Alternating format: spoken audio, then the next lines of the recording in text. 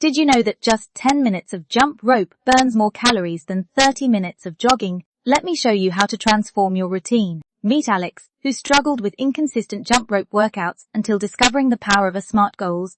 By setting specific daily targets of 500 jumps, breaking them into measurable sets of 100, and gradually increasing duration by 2 minutes each week, the results were remarkable. The key was making these goals achievable, starting with just 5 minutes and building up.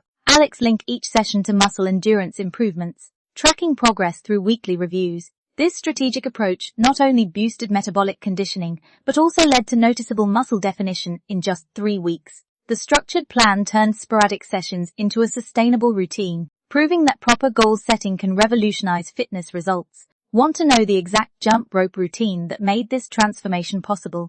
Drop a comment below.